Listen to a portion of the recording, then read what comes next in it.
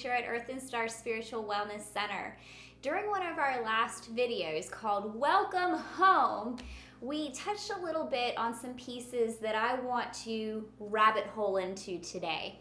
When we were talking about original sin and what I felt like that actually meant in emotional and spiritual language, I said the word awareness, that their awareness brought upon consequences of their actions, and that was what instilled the first original sin, which was shame. But that word awareness brings us into something deeper. The original wounding. It is believed that there was an original wounding from when we left source energy to incarnate. The original wounding is thought of quite often when we think of masculine and feminine, because for a long time the divine feminine has been working and fighting and warring, trying to get itself back into power, back into empowerment, back into a healed, loving, recognized, honored, and sacred state. There's also divine masculine wounds that have happened. Masculine wounds, we've talked a little bit about men knowing what masculinity actually is and how to be a man without feeling like you have to be in power or in control of other things. And between the masculine and feminine wounds, we kind of go back to, where did this start? Why did it start? Because back in Earth religions, it was the female energy that was actually honored and played a huge part in the role of everything. Masculine energy was too, there was an equal balance of everything within the dual state. But the original wounding, if we think about masculine and feminine energy on the whole, all of us are masculine and feminine. I am half masculine, half feminine. My body and how I express myself says feminine, because that is an expression of what I hold inside, not actually my sex. It's an expression of my masculine and feminine energy. But the feminine nature itself is creation. It is the wildness. It's the part of us that screams and howls at the moon. It's the part of us that's unashamed, that's uncaged, that's wild, that's free, that's adventurous, that's creating. It's the part of us that's constantly cycling. It's the part of us that dies and the part of us that lives and births. It's the part that's not holding on to anything, that doesn't control anything because it's constantly cycling. It's the part of us that's up. It's the part of us that's down. It's the part of us that's in the earth, that's in the void, that's in the darkness and the depths. And it's also the part of us that pushes up into the sunshine, becoming one with all things. The feminine nature is our curiosity, our exploration, our pure beauty, who we are without being told who we are, without being told who we're going to be or where we have to stay. It's the part of us, like I said, that is uncaged completely, the wild woman. Our masculine nature is the wise man. Our masculine nature is the observer. It's the part of us that observes our environment, that observes our feminine nature, that learns from it, that understands it, that gains wisdom from it, so it knows what it needs to continue growing. If you're a gardener watching a garden grow, you're not just going to go in there and do everything all willy-nilly without the garden dying or not being as productive and fruitful as it could be.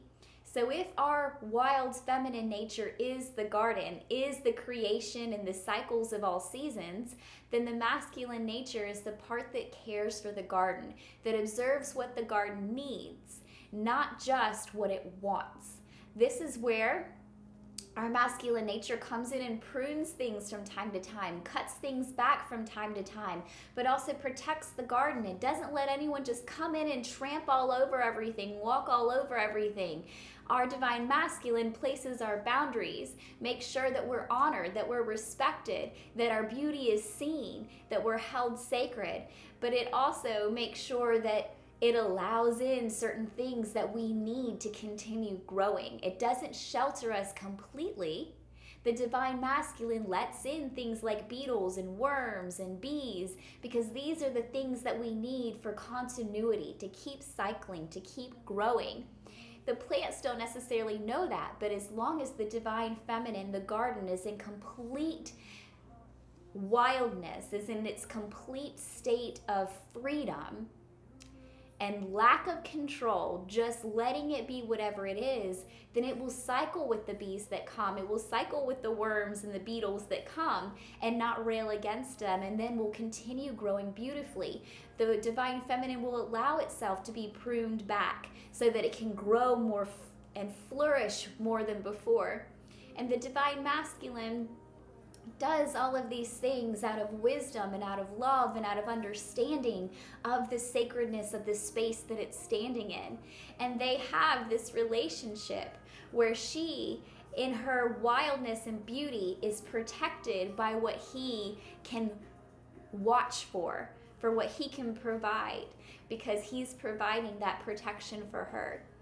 And she, in return, provides him from her blossoming nature. She provides the food that the divine masculine will eat. She provides the shelter that the divine masculine will sleep within. She provides the clothing that the divine masculine will use when she is cold and frigid, or when she is hot and sweltering. They have a yin-yang relationship, and this is beautiful in how it's meant to be. The issue with society is they teach us that this is actually man and woman, and it's not. A woman is not meant to be completely surrendered to everybody who's out there who's male, and a male energy is not meant to be in control and in charge and protecting over all of the females. That's not how it works. I am my own masculine, and I am my own feminine. I create and I destroy, I rise and I fall, and I cycle wildly and without control. But part of me also observes what I need when I need it. Part of me honors my sacredness. Part of me protects when I need protection, especially from those who would tramp all over my flowers and destroy what I've created. When it's not time for it to be destroyed, I am my own masculine. You are too. You are your own masculine. You are your own feminine. You don't need anything outside of yourself to be complete. You need nothing outside of yourself to be complete. And everything on the outside is simply expression of that. So knowing those things and how this plays together, and I'm going to plug this in here also, just because I hear this said from time to time, because when we are in relationships, just this isn't where I'm going, but just to plug it, when we are in interpersonal relationships, those relationships, whether they are straight, bisexual, gay, whatever they are, whatever relationships we're in, they do tend to be where one person expresses more masculine and one person tends to express more feminine. And that doesn't mean anything about the masculine and feminine inside, like we established, but it's because our physical reality is trying to reflect that inner balance that we have inside and what we're trying to express. So when we have these types of relationships, I hear a lot about how men do want to be the caregivers. They do want to be the caregivers because it makes them feel like they are fulfilling their role. One, your role is inside of yourself, not inside of someone else. Number two, if a woman does not trust you, and I don't want to say the word submit because that's not the correct word. Ever is just not the correct word. But if a woman is in her masculine energy around you, it's because she does not feel safe with you. And if she does not feel safe with you, you are not in your masculine energy. You are in your wounded feminine energy. Say it again. Say it again, Mary. If a woman does not feel safe in your presence as a man, and this goes both ways, even for women, if somebody doesn't feel safe in your presence, or if someone is more in their masculine energy in your presence, it's because they do not feel safe with you. They do not feel that you are caring for them and keeping them emotionally safe. So if you want someone to be in their feminine energy around you as a male or as a masculine female, and you want a feminine female, in order for anybody ever to be able to be in their feminine energy around you, you have to make them feel emotionally safe and cared for. And women, if you are wanting a masculine man, you need to be able to find that safe space and not keep putting yourself in compromising positions over and over and over again, because you can't give your full wildness and your full sacredness to somebody who doesn't even know what that means. They don't even know that they're sacred and holy. Why would they take care of you and your sacredness? Let's get a grip, guys. Let's get a grip. So moving forward with this, that was just a little plug. That's not where I was going with this.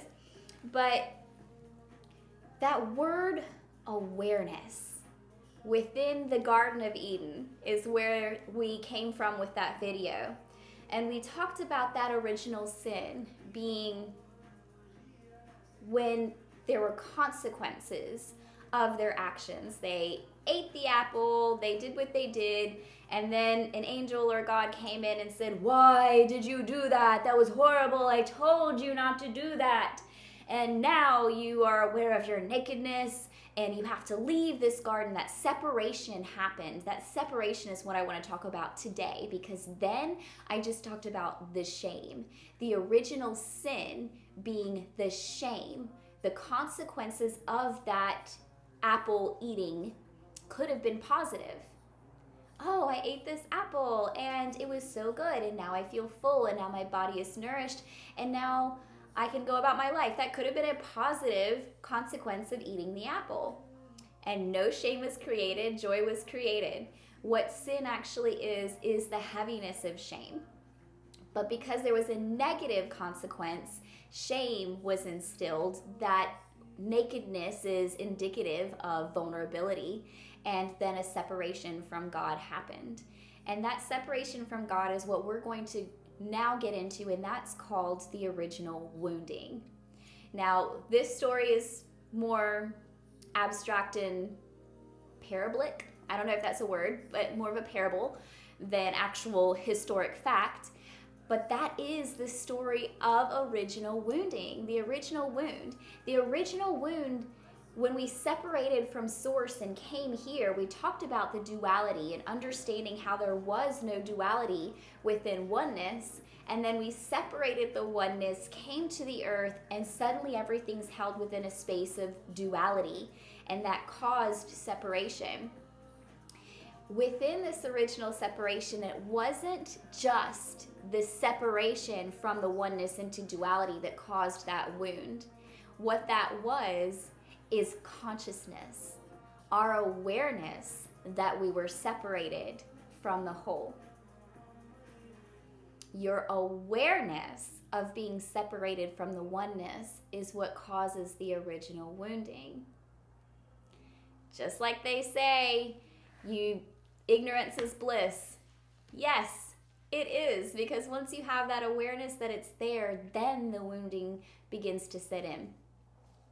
So consciousness. What is consciousness? I had a phone call from one of my teachers yesterday, and I've been sitting on this word since that video, and I was just waiting for the time for it to come up. One of my old teachers called me yesterday and said, what do you think consciousness is? Is consciousness like our soul, our spirit?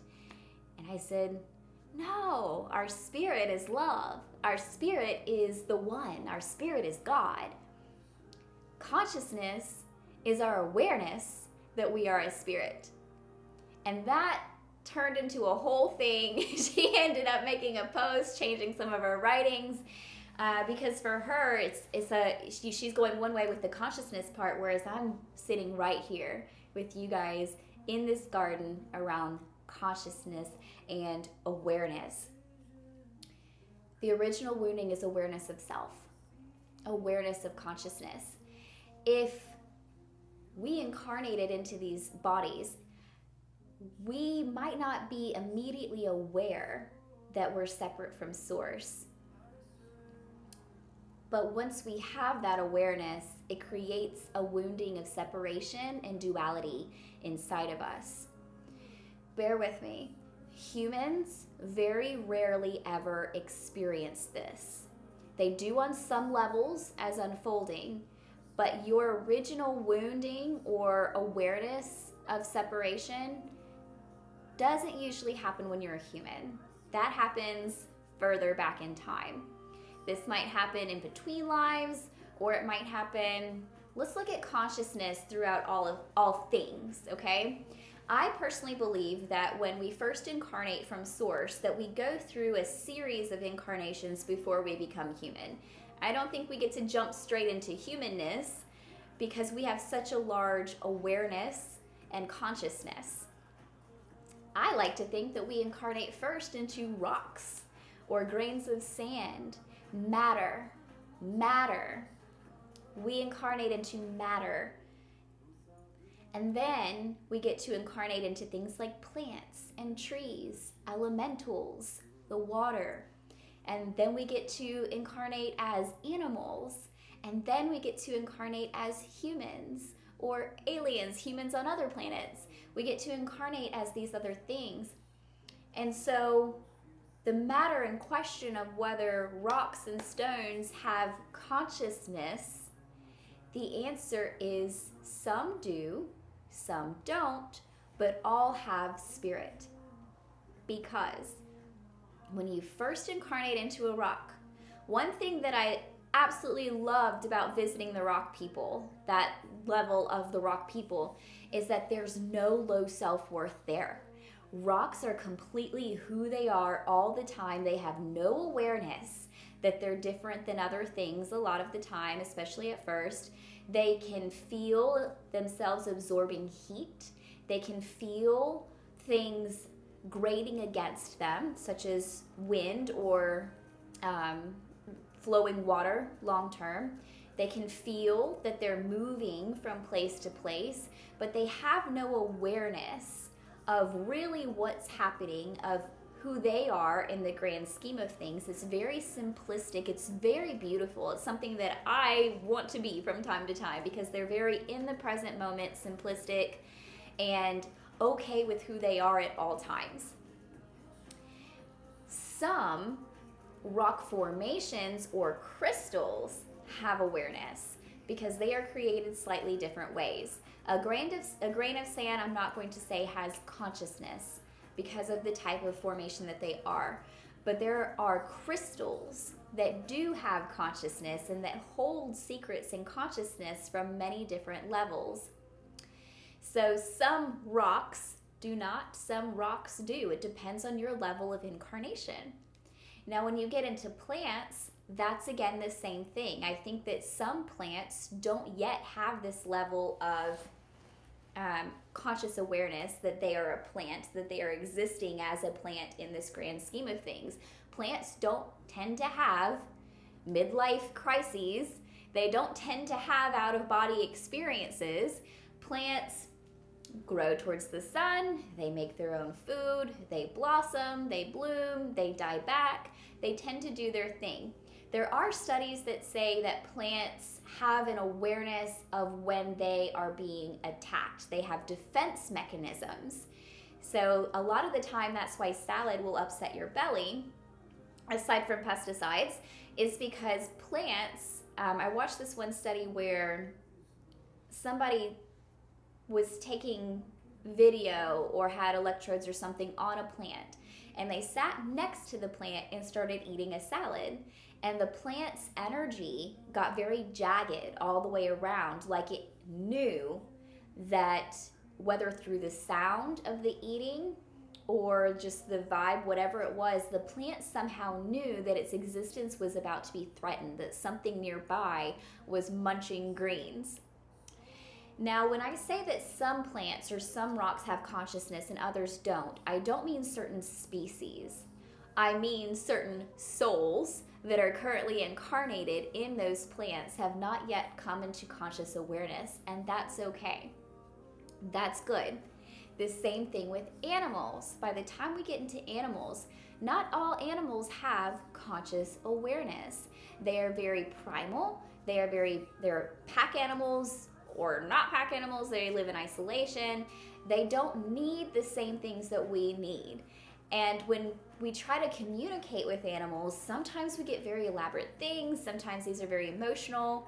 And for those animals, I might say that they're old souls or guides that were put into animal bodies for a certain amount of time. But a lot of the time when I talk to an animal, it's very simplistic. They might not have a lot to say. They might say certain things. For instance, and if you're watching this, just know I'm talking about you. For instance, I did have a client who wanted me to communicate with her pet horse who had passed. And at the time she was feeling a little emotional. She wanted to make sure she missed him. She wanted to make sure that he had lived a good life, that she had done good enough for him, that he was happy, things like that. And when I connected in with his spirit, what he said was, and she's over there crying and having her thing, and he goes, I didn't like the dirt, and I saw him kicking dirt. I didn't like the dirt. And I was like, she's very upset. Can we give her a different message, rather than you just didn't like the dirt? And it was like, nope, kicking dirt, didn't like the dirt. So I said what I told her. I said, he said he didn't like the dirt. And she was like, oh my God, yes. She said that during the summer months that the pasture was all dirt, and she couldn't stand it either.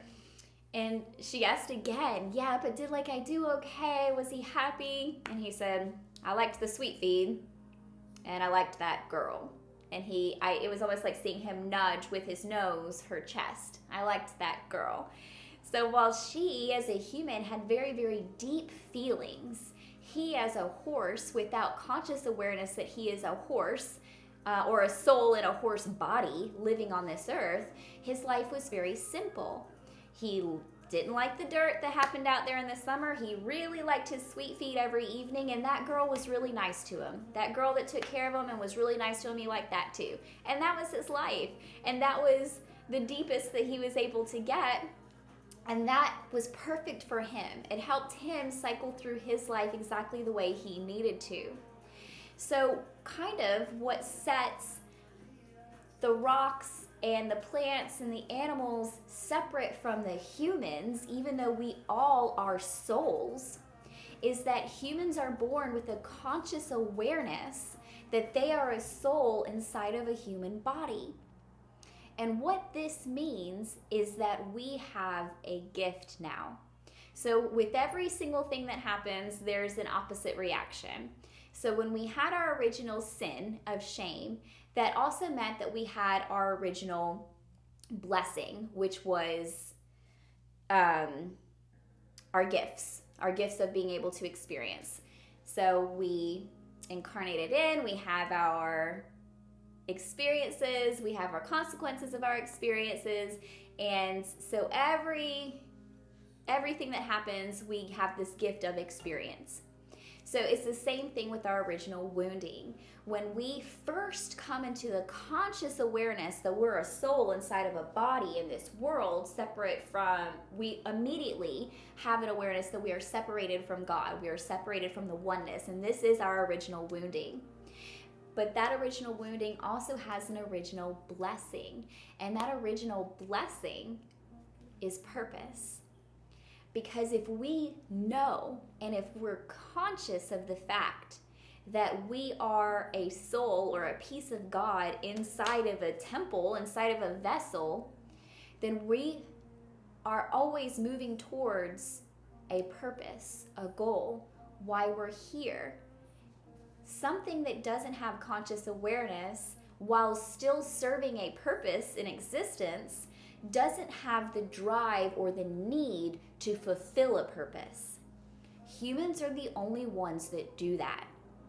Humans incarnate, have their original wounding of conscious awareness, separation from God, and this puts them in a place of free will where they have the free will and the desire to accomplish a certain purpose or to do something in life, to make something better, to create, to destroy, to become. And this free will, this choice to live a purpose, comes from our original wounding. There is never a negative thing that happens to us that does not also have a positive, because all negative things are bringing us into our power, showing us the positive that's going to bring us straight where we need to be. So your original thought of separation from God is the very thing that drives you towards your purpose and connects you into your God self once again. I love this. Your purpose. Now, we talked before about how your purpose is not actually a thing that you're meant to do, but your purpose is a frequency that you're meant to become through your experiences, through your incarnations. And once you become that frequency, then every single thing that you do with that becomes an expression of your purpose. And the reason that we do it this way is because a lot of us, we think too small. We think, this is my life, my one life. I have to fulfill my purpose in this life. And the reality is that when we incarnated and broke away from source energy, we didn't just look at one life at a time. We have a divine blueprint here, guys. We looked at the whole of our lives within free will and trajectories, every single possibility that there was for us to live already exists because we've thought it and created it at the time of before the time of our incarnation. That means that what you're here to experience in this life might be just like one or two things. In this particular life, I'm meant to experience a lack of safety so that I can learn freedom. In this particular life, I might have to be alone so that I can learn my empowerment. Great. Now that you've done that, you are in the frequency you're supposed to be, which means you have fulfilled your purpose in incarnating in this life. So now you do things with your conscious awareness that expresses that purpose and changes the world that you live in, creating a collective change. But that's just this life. In the next life, you get to do something different. And a lot of the time, these offset each other. So in one life, you might be learning how to be alone, how to not have safety so that you can be within freedom and empowerment. But in the life after that, you might very much be learning what it means to be family, what it means to be in a group, what it means to be supported, what it means to be loved. So a lot of these offset each other, and we kind of call these karmic cycles, where in one life we might be the bad guy, and in the next life we might be the victim. And all of these lives, they just offset each other, because over the culmination of all of our lives, we're going to get to experience every single thing that there is to experience on this earth. I'm going to get to experience what it's like to be you. You're going to get to experience what it's like to be me. I'm going to be all kinds of things. I've already been, since I'm human, and I kind of believe this way, I already believe that I've been every single tree, every single plant, every single stone, every single grain of sand. I've been every single elemental. I've been every single animal. And now I'm going to be every single human. And eventually I'm going to get to be every single angel frequency. And once I've experienced every single thing that I am as God, I can return back to source energy. And this is so beautiful, because you're a culmination of lives. That's the end goal. What you become at the end of all of your lives is your true sacred purpose. Not just what you're doing with this life. That doesn't mean this life isn't important, but take some pressure off here, okay? Let's take some pressure off your shoulder. Take the burden off your shoulder. Your sacred purpose, the culmination of all of your lives, that frequency right when you're done. And I'm not even going to get into people who don't want to incarnate anymore. I don't have time for you right now. I really don't. Okay. But if you don't want to incarnate, I've said it before and I'll say it again. You're just tired. And if you really feel that you don't want to incarnate anymore, you've missed the point, and you're just in a wounded space that needs to be healed or appreciated. Gratefulness. I do have empathy for people who feel this way, but who have physical pain and diseases. because that's a completely different thing.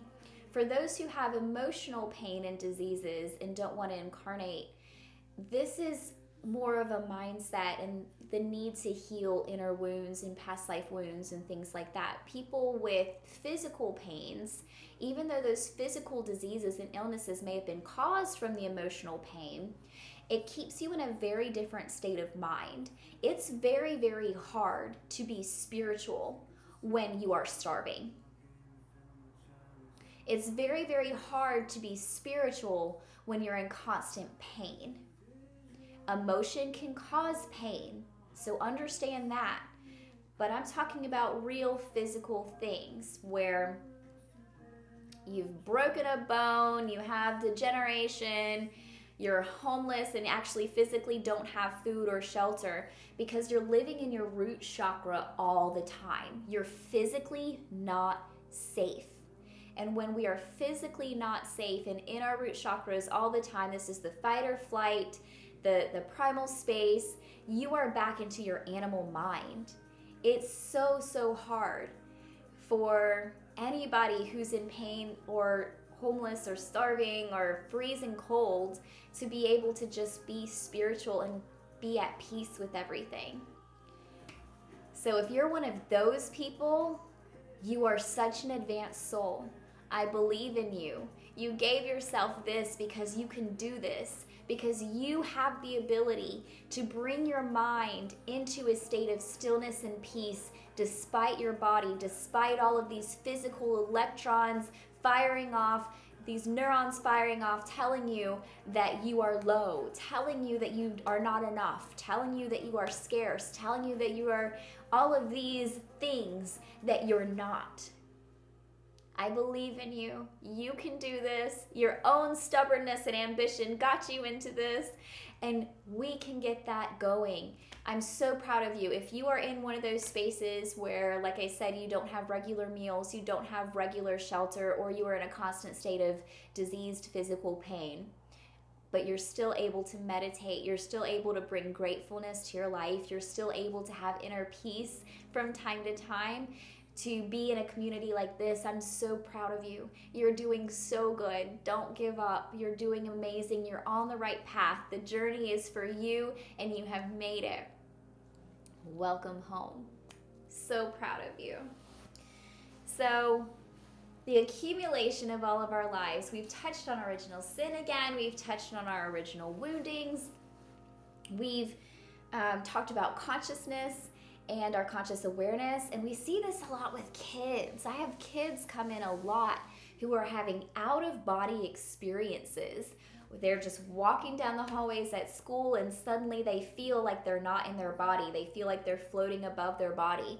And their parents bring them to me and they're like, something's wrong with my kid. They're saying nothing's wrong. You're just coming into your conscious awareness that you're God in a body, that this is a temple that you chose, that you created, that you're sitting in. And so we just, of course, at first that creates that wounding of separation, of feeling lost, of feeling small. But once we bring that into, well, this is also your original gift and how you come into the free will and awareness of your purpose, then we can start taking a different direction with that and bring the dual into the oneness again. I also want to talk a little bit about evil eye, because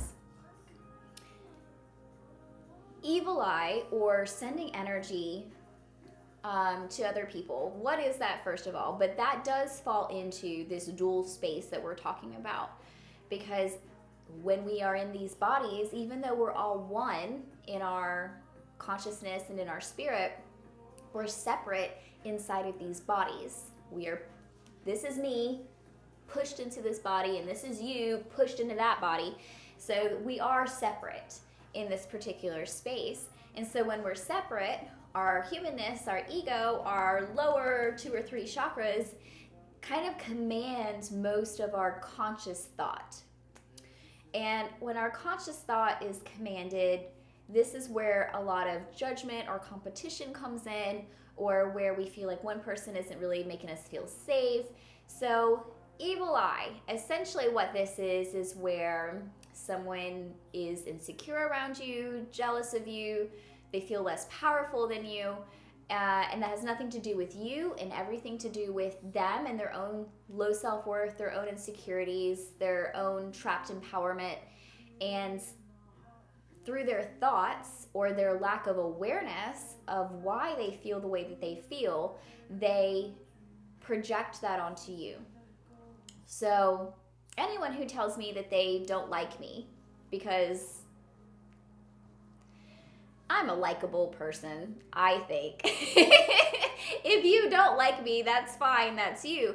But most of the time when I've talked to somebody who did not like me, it's because they felt seen. They felt like there was a lot there that they didn't want anyone to see. They felt, I don't want to say threatened, but there's a lot there around that because I have a bigness and a light and that's part of my gift. That's what I do. That's why I'm a healer. Because when you come to me, you're not going to be able to come to me trying to hide things. You're not going to be able to come to me and say, oh, I want to heal, but not tell me anything that you've actually been through. We're going to pull that out. I'm going to find out your deepest, darkest secrets. You're going to be the most vulnerable with me. I don't care about anyone else in your life. We're going to be vulnerable because this is what we're doing. So sometimes when people don't want to be seen, that kind of turns them away. And there's also, just so we're throwing this out there, there's also, I don't like the word humbleness. I don't like that word. Because I feel like for most people, your humanness is already in a state of low self-worth. Your humanness is already telling you that you're not God, that you're not big, that you're separate. And so the constant reminder that you have to be humble, that being confident is being prideful, that constant reminder just puts us back into our box over and over and over and over again, and I'm sick of it. My wild woman is going to come out and you can't tell me that it can't. When I first started this space here 7 years ago or so, we had a healing circle or a prayer circle, and each person got to go. We had like a whole circle of people, and each person got to go in the middle of the circle one at a time, and everyone else surrounded them, laid hands on them, threw blessings on them, like blessing words such as joy, love, beauty, gratefulness. We just threw all of the words that we intuitively felt that they were, that they could express, that they could grow.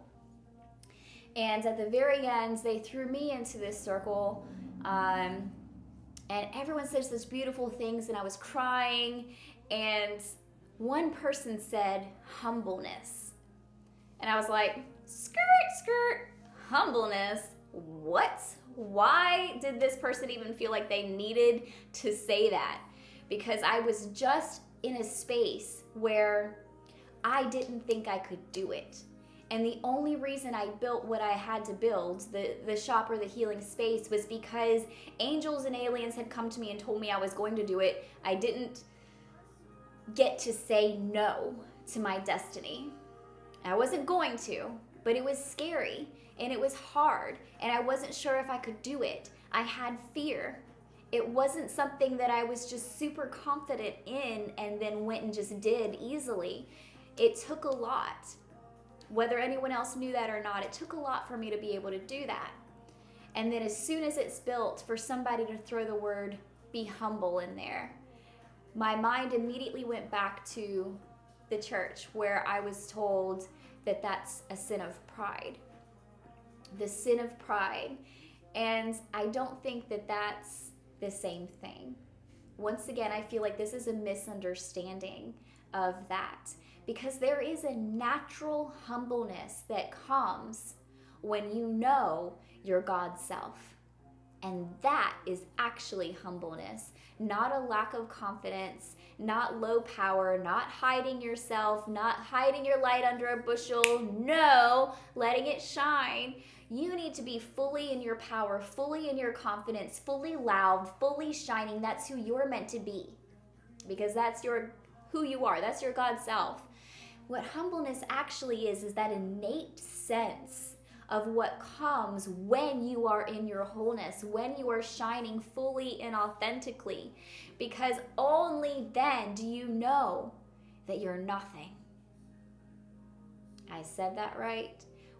Only when I know that I am everything, that I am every grain of sand, that I am every blade of grass, that I am every ray of sunshine, I am every drop of rain, I am every piece of the ocean, I am every molecule in existence.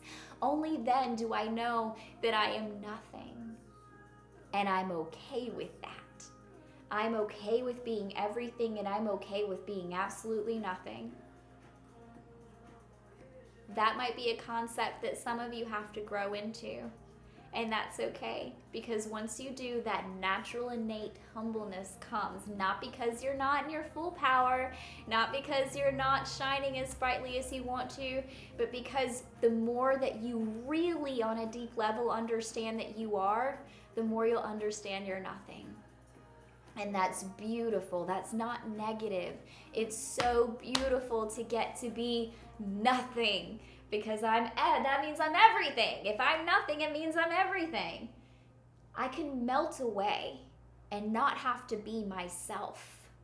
I can melt away back into the trees, back into the leaves, back into the bugs. I can melt away and be nothing as I am the everything that exists, as I am that I am. So the first thing to understand with the evil eye is that when people send negative energy towards you, it has nothing to do with you. Nothing. It's all of them, their insecurities, their jealousies, their low self-worth. It's all about them. Now, I do tell people, if someone's jealous of you or evil eye is just sending negative energy to someone, and you don't do this consciously, this doesn't mean someone's putting spells on you. They could, but most of what this means is that someone's jealous of you, feels threatened by you, and they are just thinking negatively in your direction. And you feel those negative vibrations coming in. You just feel it because you're intuitive, because you're God energy. You feel that coming in. So I always suggest allowing. Just allow that negative energy to come in, because what that's doing is it's showing you something. So surrender to it. Turn the other cheek. Not in a submissive way, we'll get to that, but by surrendering to that negative energy. Because when we surrender to that negative energy, it shows us where our weaknesses are. I've mentioned this before, but if someone comes up to me and tells me that something negative about myself, that I'm this, that I'm that, it really only sticks inside of me if I believe that it's true. If I believe that it's true, then it becomes my belief and it's about me. If I don't believe it's true, then it's about them. And I'm like, well, why are you saying that right now? What's going on with you, honey? Let's talk about this. Have you eaten? Have you slept? And did somebody hurt you? These are the things we need to talk about because you're projecting something onto me. But in this space of surrender, when someone does something like that to me, even though I know it's about them and not me, I can still take this experience and learn from it, integrate it into myself and find my own weaknesses. I can see how I have the ability to be that way too, how I do have those insecurities. For instance, just last night, I'll share this with you. Just last night, I was laying in my bed and there was a particular person who I don't know, I've never met this person, but they had come up in conversation earlier in the week. And I had the awareness that this person was trying to create a closed type of spiritual community, that they work in the spiritual community. They wanted all of the healers that they particularly work with to work only with them, to not talk to the rest of the spiritual world. They just wanted to build their empire, so to speak. And one of the people who's working within the spiritual community started out actually as my client. And I had reached out to her earlier in the week, just wanting to see if she wanted to collaborate on something together because she's an amazing person. And I started to get this sense that something out there wasn't quite right, was a little unsettled. And this person who wanted to keep the community closed started popping up on my social media feed, and I've never seen this person on my social media feed before. So I kind of knew that something wasn't quite settled. Maybe this person found out that I reached out to someone in her healing community and was feeling a little jealous about it, or just kind of wanting to keep it to herself. But I just didn't say anything or do anything. I just let that go. Last night, I had the awareness that I was being lulled out of my sleep, pulled out of my sleep. Something was trying to wake me out of my sleep. And when I opened my eyes, I saw her astral form over me, and I felt a breath go into my throat. I felt the wind hit my throat, like that. And I immediately started choking and coughing and completely woke up choking at 3 a.m. So that was a psychic attack. This was beyond some evil eye stuff. This was a psychic attack.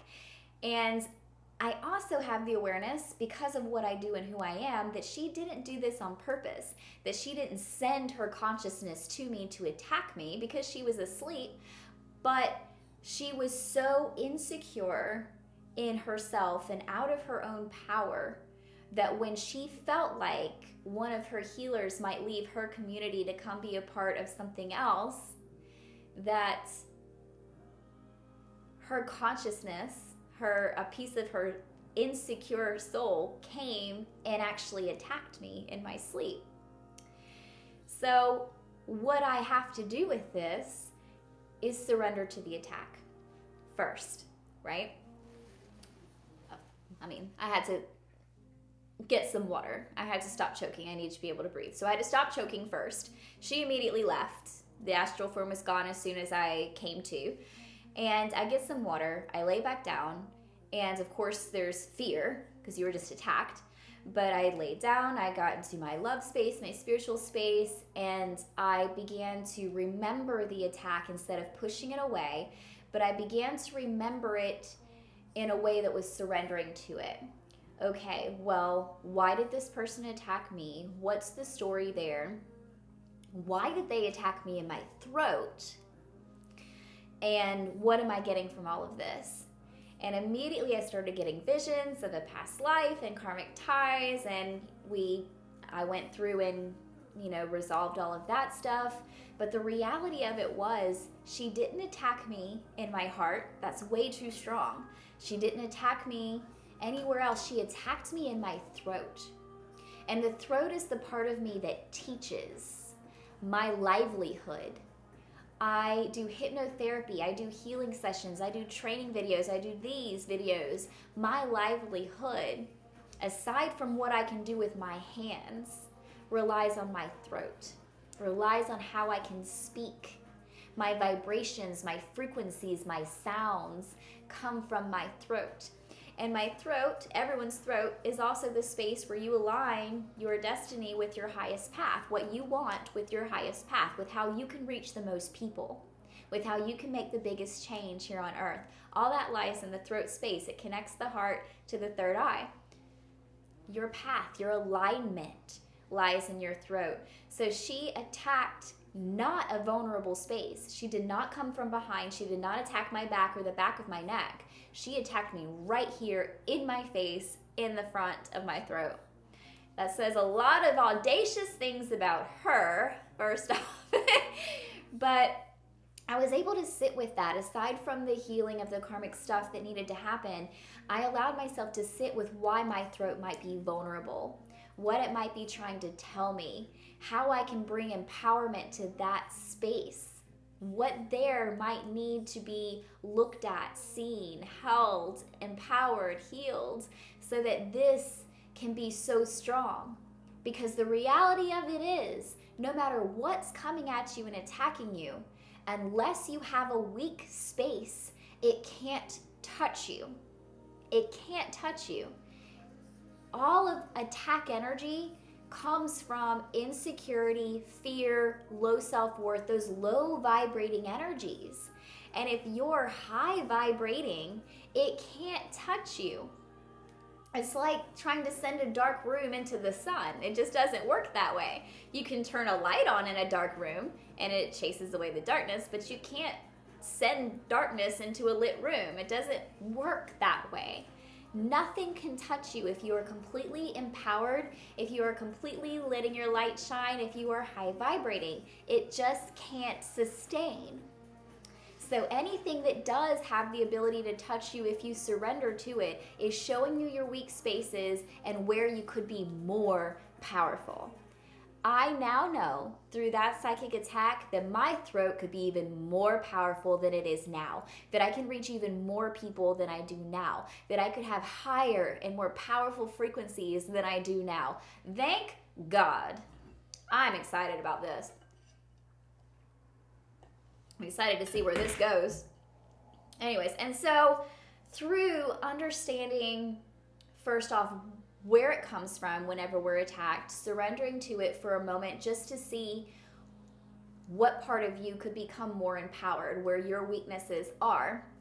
We also come into a space that I like to call the warrior of light, and I just made that up, warrior of light. You are not to be passive. You are to be lovingly active. So surrender or turn the other cheek, that doesn't mean to be a passive person.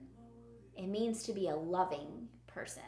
It means to allow it to happen just so you can see where your weaknesses are, but don't allow yourself to be unloved and unhonored. End. Period. Don't allow yourself to be treated as if you are not God. My son said to me yesterday, my oldest son, yesterday, he said to me, I don't remember what we were talking about, but he said, I remember what we were talking about. Anyways, but he said, Mom, I thought you were a passive person. I said, and what in the world gave you that idea? He said, I don't know, you're supposed to be a holistic healer and doing all that kinds of stuff. And I said, son, just because I do holistic healing and I literally love everybody does not mean that I'm a pushover or that I am passive in any way. And if you actually know me, you know that that's true. I am not a passive person. I am not a pushover.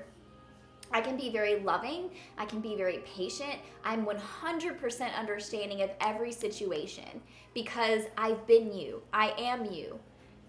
But that also means that you need to learn the consequences of your actions when you try to come at God, when you try to project your junk onto somebody else who is a sacred being, same as you.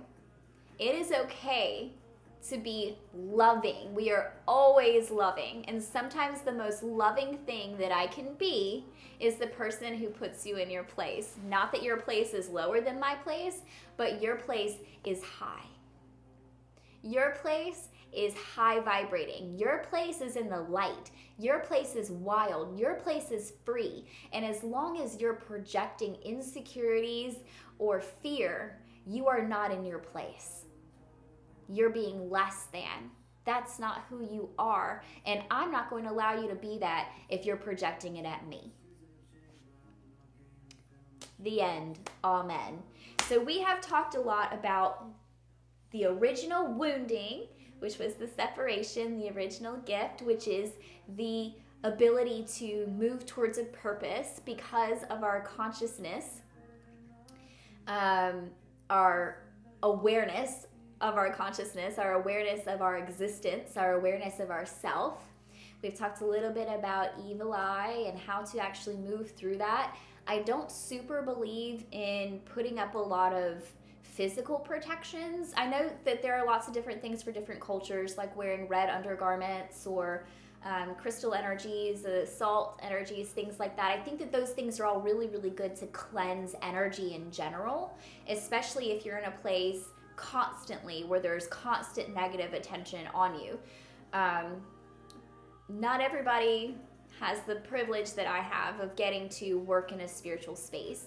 So when you're working around people all the time who are living in the mundane world, who are living in lack of safety, low self-worth, and they're constantly projecting things onto you all the time, and you can't really do anything about it in a work environment. I do understand needing that cleanse of energy, of course.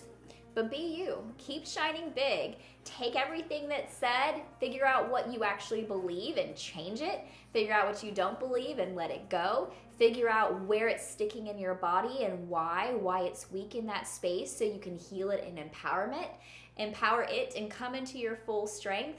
And then also teach them lovingly how to love you, because they are love and so are you. Dance with me or just feel your heart.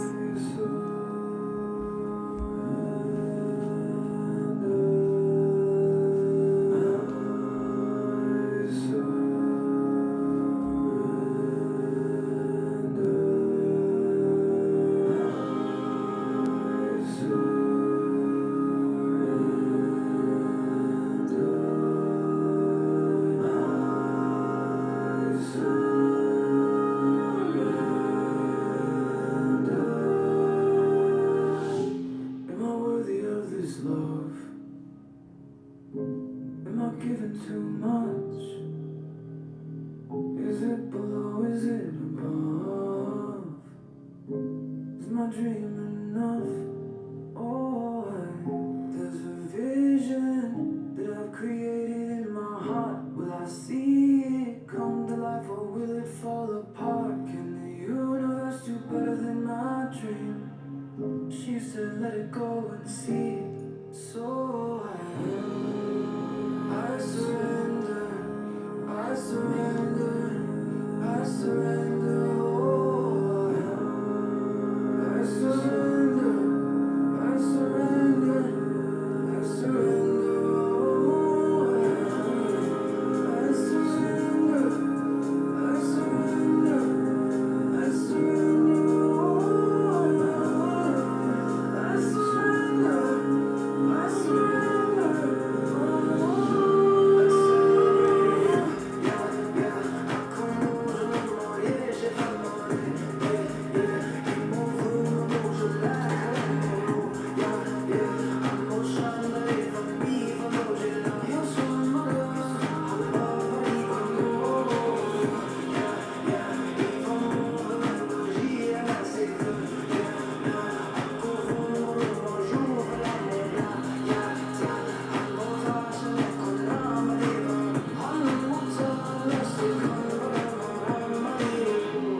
Who thought divine control would be in letting go, compared to searching out when to hold? How come this heart feels harder from me giving so? Probably because they taught me give when running low. I'm tired of titles and tired of labels and tired of status. Think about those few things, if only about sadness. Or think it's a season of change by upping my game and filling my chalice. I love myself. Wonderful. Watch yourself in the callous. There's a vision that I've created in my heart. Will I see it come to life, or will